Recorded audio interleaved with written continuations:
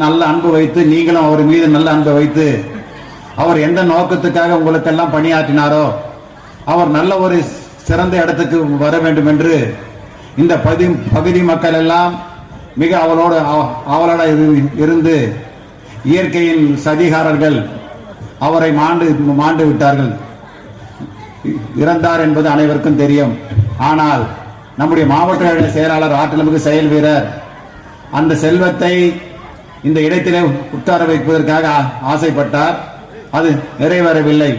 அதற்கு பதிலாக என்னுடைய அருமை தங்கை சமினா அவர்களை செல்வம் உன்னோடுதான் இருப்பார் என்றைக்கும், செல்வம் எந்த மக்களுக்காக பாடுபட்டாரோ அந்த மக்களுக்கு நீ தொடர்ந்து சேவை செய்ய வேண்டும், அந்த சேவை நீ தொடர்ந்து செய்ய என்று அருமை தங்கை சமினா செல்வத்துக்கு வாய்ப்பு தந்து அதன் மூலம் நீங்களும் பெருவாரின வாக்குகளை வெற்றி வைத்து இன்றைக்கு உங்களால் மாநகராட்சி மன்ற உறுப்பினர் என்ற பெருமை பெற்றிருக்கின்ற அருமை தங்கை சமினா செல்வம் அவர்களே, இந்த பாலாஜி நகர் என்பது 2006 தொடர்ந்து இந்த பகுதி ஒரு வளர்ந்து வரும் பகுதியாக இருக்கின்றது. சென்னையில இருந்து இப்போது இதுவும் சென்னையாக ஆகிவிட்டது. இந்த பகுதியில பல அடிப்படை கட்டமைப்பு வசதிகளை அன்றைய நாளில் செய்து தராமல் இருந்தார்கள்.